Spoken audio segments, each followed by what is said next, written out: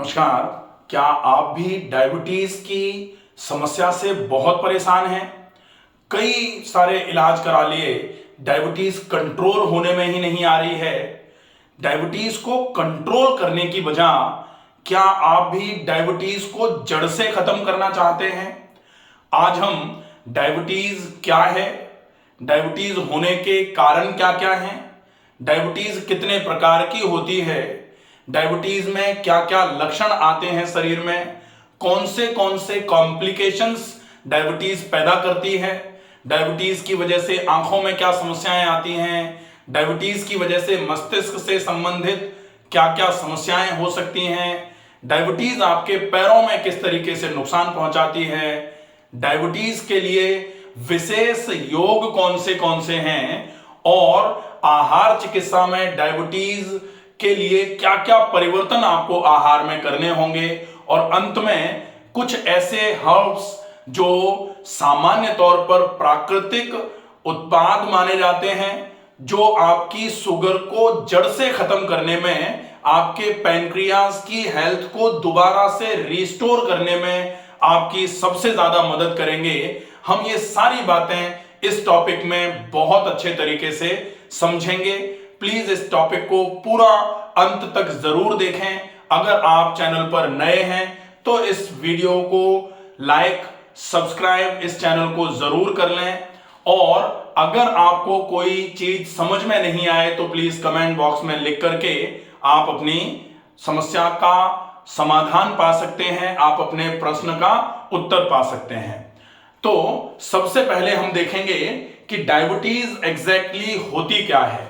Diabetes को हिंदी में मधुमेह बोला जाता है, और इसको जब एब्रिविएशन करते हैं इसका कि प्रॉपर तरीके से, डायबिटीज का मतलब क्या होता है, शुगर की वैल्यू खून में जब ज्यादा होने लग जाए, ग्लूकोज जब खून में ज्यादा होने लग जाए, तब जो समस्या होती है, तब जो कंडीशन पैदा होती है उसको बोला जाता है डायबिटीज। इसको हाइपरग्लाइसीमिया भी बोला जाता है। हाइपरग्लाइसीमिया, हाइपर मतलब ज्यादा, ग्लाइसी मतलब ग्लूकोज, और मिया मतलब ब्लड। तो जब ग्लूकोज की वैल्यू खून में ज्यादा होना चालू हो जाए और वो ज्यादा होकर के ज्यादा ही बनी रहना चालू हो जाए, तब बोला जाएगा इसको हाइपरग्लाइसीमिया। ठीक है, इसको बोला जाता है डायबिटीज, और इसी को बोलते हैं मधुमेह। ठीक है, अब ये कितना ज्यादा हो जाए, इसकी नॉर्मल वैल्यूज क्या क्या होती हैं। तो नॉर्मल रेंज जो डायबिटीज की है, फास्टिंग ब्लड शुगर अगर आप चेक करते हैं, जिसको FVS बोला जाता है, फास्टिंग ब्लड शुगर, मतलब जब आप सवेरे सवेरे बिना कुछ खाए पिए शुगर की वैल्यू चेक कराएं, तो ये आपकी 70 से 110 के बीच में आनी चाहिए। 70 से 110 मिलीग्राम पर डेसीलीटर के बीच में आनी चाहिए। अगर ये बीच में आएगी तो ये ठीक है। अगर ये 110 से ज्यादा आ रही है, 126 के नीचे नीचे है, तब इसको बोला जाता है माइल्ड डायबिटिक हैं आप। और अगर ये 126 से ज्यादा आना चालू हो जाए, तब फिर आप मॉडरेट डायबिटिक माने जाते हैं, आपकी शुगर की वैल्यू ज्यादा है ऐसा माना जाता है। दूसरा अब होता है PPBS। PPBS का मतलब क्या होता है, post prandial blood sugar level. Post prandial blood sugar level का क्या मतलब होता है कि भोजन करने के 2 घंटे के बाद आपके खून में, आप जैसे ही भोजन करते हैं, आपके ब्लड में जो ग्लूकोज आपने खाया हुआ है, जो आपके आमाशय में आपने पहुंचाया, वो आंत में उतरना चालू होता है और आंत से ब्लड में आना चालू हो जाता है। तो 2 घंटे तक तो ब्लड में ग्लूकोज का लेवल ज्यादा रहेगा, लेकिन 2 घंटे के बाद आपका शरीर उस बढ़े हुए ब्लड ग्लूकोज लेवल को मेंटेन करना चालू कर देगा। तो 2 घंटे के बाद आपकी शुगर कितनी होनी चाहिए, 70 से लेकर के 140 मिलीग्राम पर डेसीलीटर के आसपास आपकी शुगर रहनी चाहिए। मतलब 140 से नीचे नीचे आपकी ब्लड शुगर लेवल अगर है, तो उसको बोला जाएगा कि खाने के बाद भी आपकी ब्लड शुगर बिल्कुल ठीक आ रही है।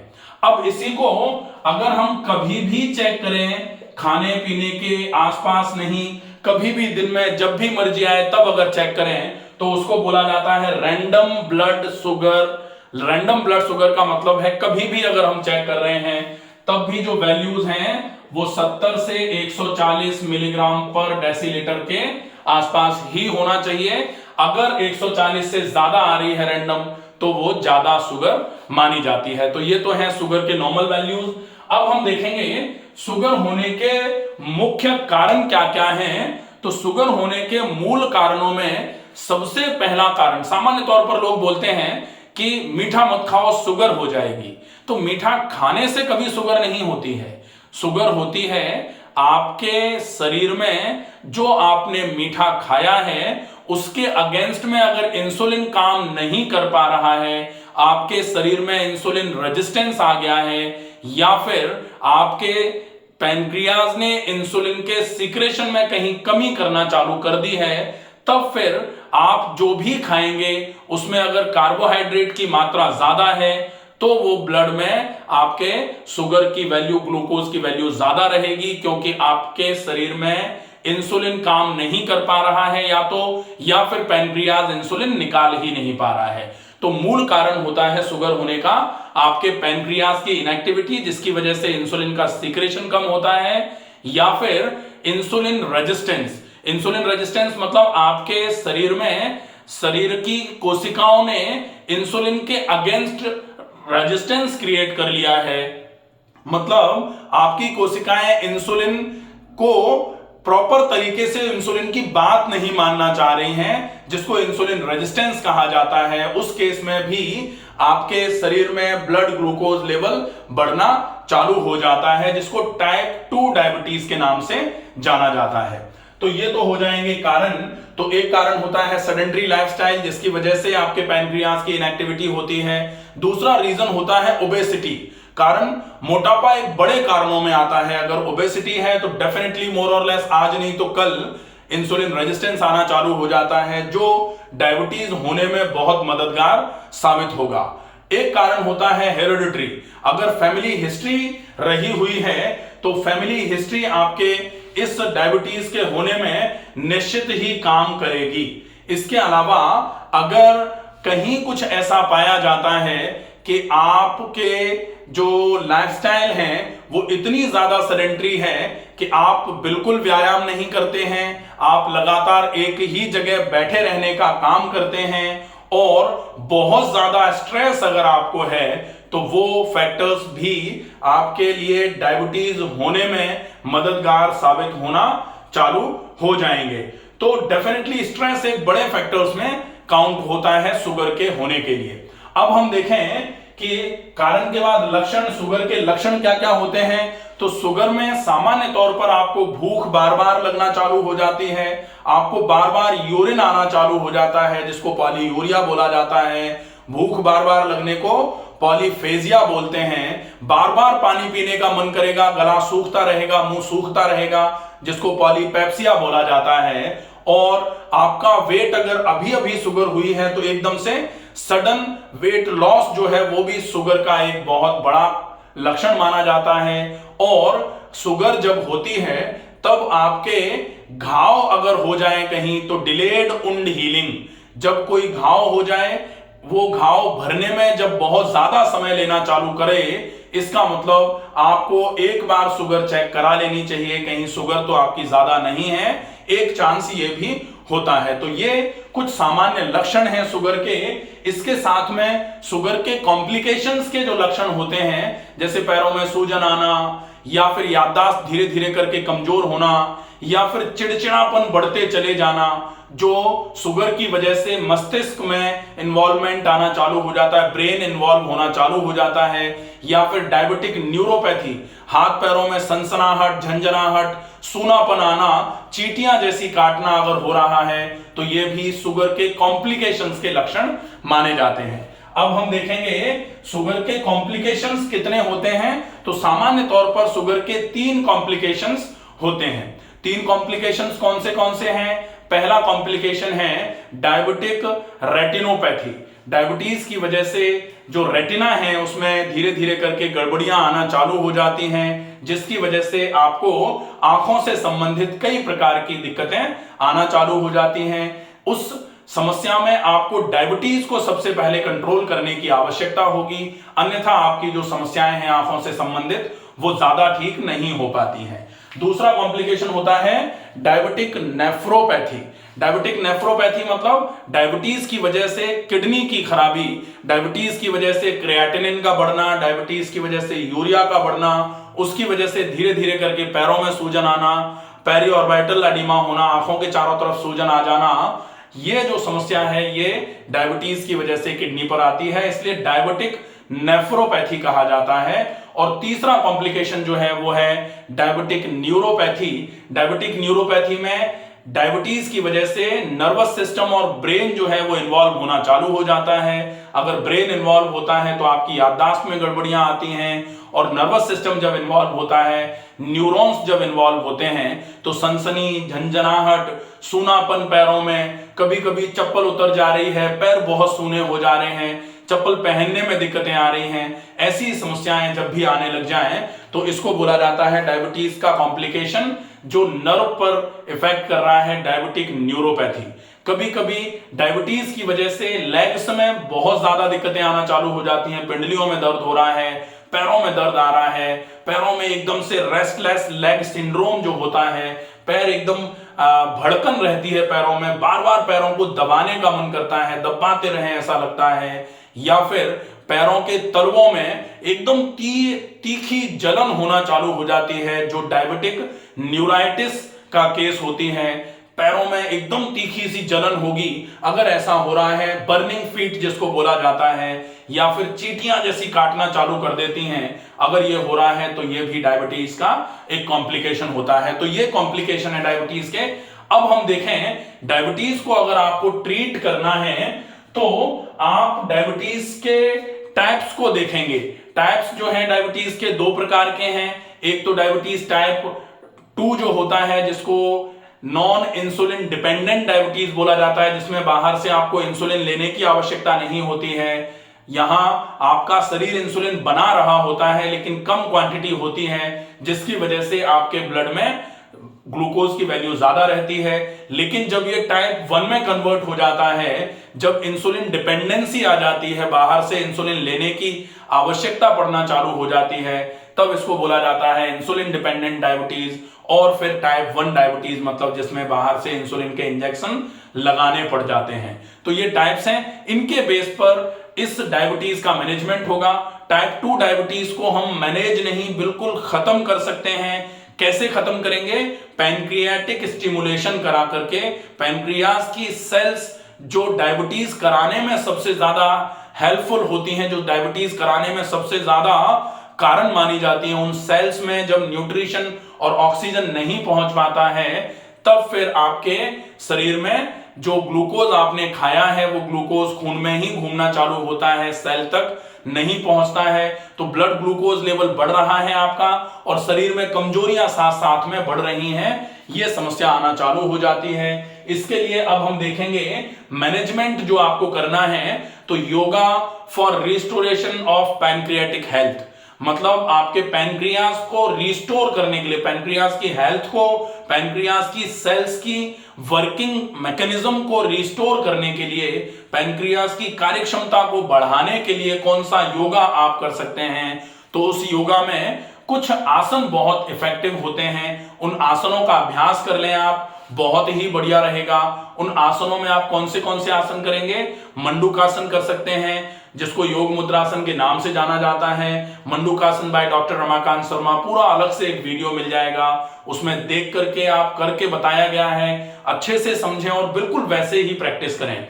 दूसरा होता है आप अर्ध मत्स्येंद्रासन का अभ्यास कर सकते हैं, ये दोनों तरफ से होगा, बहुत ही इफेक्टिव आसन है डायबिटीज के लिए, बहुत अच्छे तरीके से डायबिटीज को कंट्रोल करने में, डायबिटीज की जो स्थिति है उसको पूरे तरीके से ठीक करने में, पैनक्रियास की हेल्थ को पूरे तरीके से इंप्रूव करने में बहुत उपयोगी आसन है ये, इसको करेंगे। इसके साथ में आप एक पाद पवन मुक्तासन या फिर दोनों पैरों से पवन मुक्त आसन जो होता है वो कर सकते हैं। गौमुखासन बहुत अच्छा आसन है। साथ में प्राणायाम में अनुलोम विलोम, डीप ब्रीदिंग और कपालभाति, ये तीनों जो हैं, दो तो प्राणायाम है, अनुलोम विलोम और डीप ब्रीदिंग, कपालभाति क्रिया है 60 क्रियाओं की। तो ये आप अगर रेगुलर करते हैं तो डेफिनेटली आपके पैंक्रियाज की एक्टिविटी बढ़ेगी, पैंक्रियाज जो है वो एक्टिव होना चालू हो जाएगा, इंसुलिन सीक्रेशन बढ़ाना चालू कर देगा।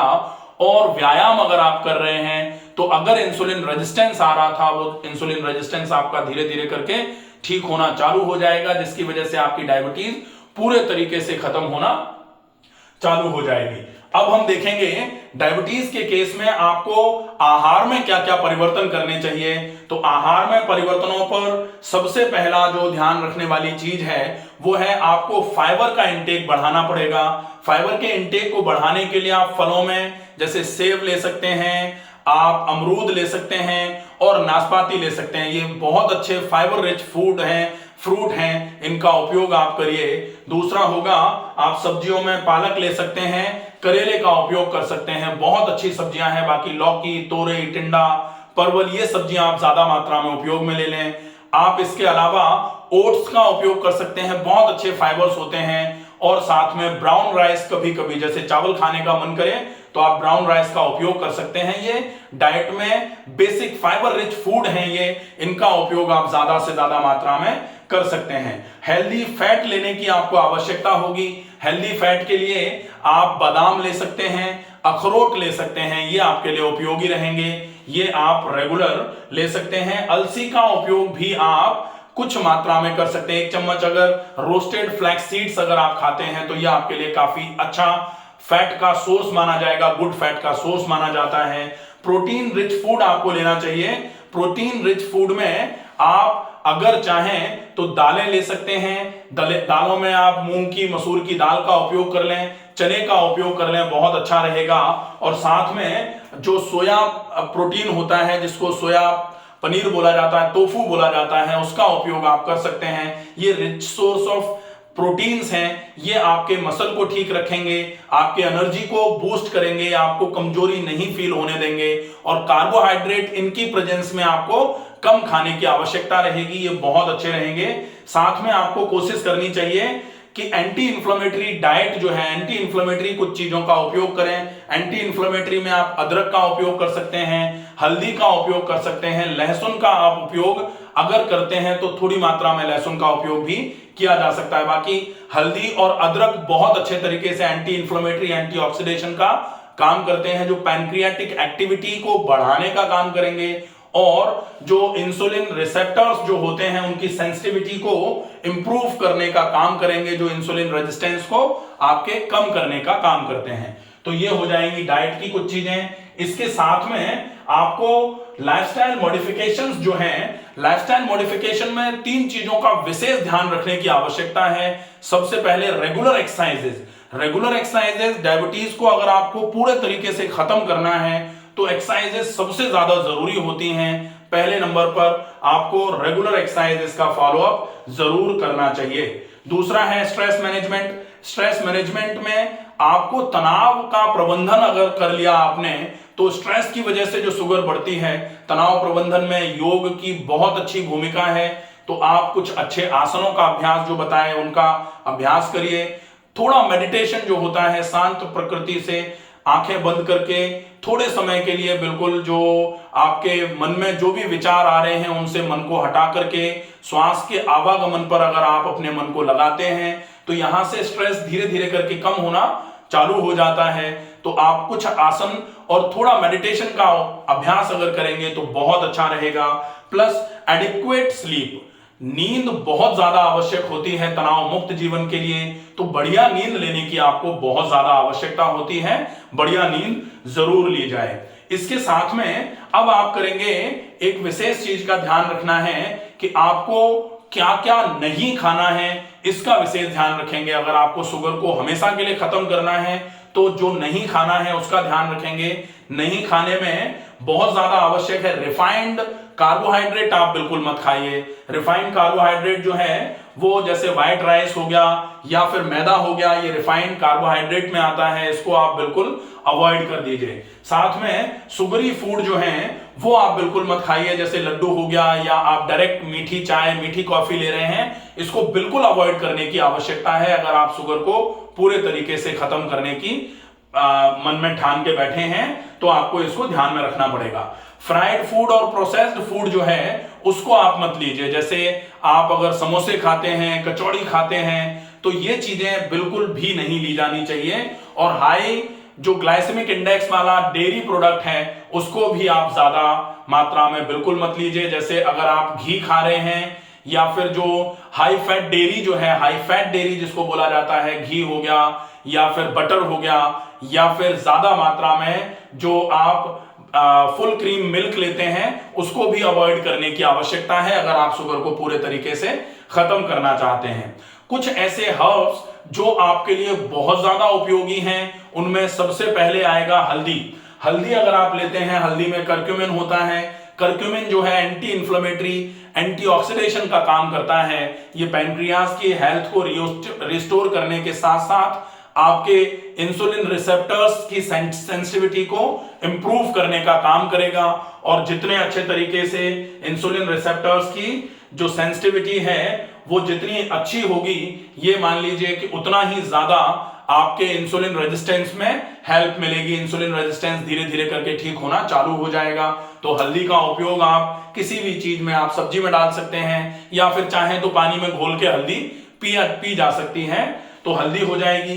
करेले में चेरेंटिन नाम का एक पदार्थ होता है जो स्पेसिफिकली आपके इंटेस्टाइन से ग्लूकोज के एब्जॉर्प्शन को ब्लॉक कर देता है, तो ये करेला है। एक गुड़मार और होता है, गुड़मार का उपयोग भी आप करते हैं, तो ये आपके काउंटर करने का काम करेगा ग्लूकोज को, और ग्लूकोज के एब्जॉर्प्शन को इंटेस्टाइन से ब्लॉक करने का काम करेगा। साथ में मेथी, दालचीनी, तुलसी, ग्वारपाठा, ये जो चीजें हैं ये सारी की सारी चीजें एंटी इंफ्लेमेटरी है नेचर में। साथ में ये इंसुलिन रिसेप्टर्स की सेंसिटिविटी को इंप्रूव करने का काम करती हैं, तो आपके इंसुलिन रेजिस्टेंस को कम करने में ये हेल्पफुल रहेंगी।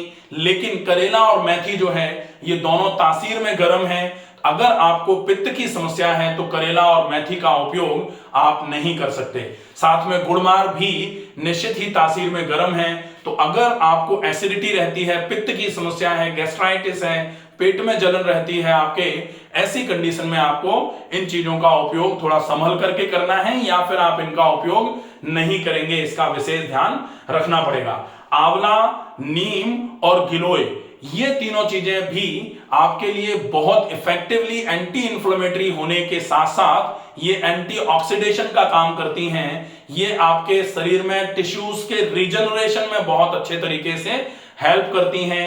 इसलिए जो पैंक्रियाटिक सेल्स पर जो डैमेज हुआ है, पैंक्रियाज की बीटा सेल्स जो इंसुलिन निकालती हैं, उसमें जो भी प्रॉब्लम आती है उसकी उस हेल्थ को रिगेन कराने में ये तीनों चीजें बहुत इफेक्टिवली आपकी मदद करती हैं। तो आप इन चीजों का उपयोग अगर करते हैं तो शुगर में धीरे धीरे करके पहले आराम होगा, और रेगुलर अगर आप इसकी प्रैक्टिस करते रहते हैं तो शुगर धीरे धीरे करके बिल्कुल खत्म होना चालू हो जाएगी। जैसे ही पैंक्रियाज ठीक हुआ, पैंक्रियाज से इंसुलिन का सीक्रेशन चालू हो गया, इधर आपने एक्सरसाइजेज अच्छे तरीके से करी हैं, इंसुलिन रेजिस्टेंस को आपने खत्म कर लिया, धीरे धीरे करके पैंक्रियाज एक्टिव हुआ, इंसुलिन रेजिस्टेंस ठीक हो गया, आपकी शुगर बिल्कुल जड़ से खत्म हो जाएगी। फिर आप शुगर के पेशेंट नहीं रहेंगे, फिर आप बेशक जो भी खाना चाहें खाना चालू रखेंगे, लेकिन आपको इस रूटीन को फॉलो अप पर रखने की आवश्यकता रहेगी। क्योंकि शुगर अगर एक बार हो गई है तो अगर आप दोबारा सेडेंटरी लाइफ लीड करेंगे तो दोबारा होने में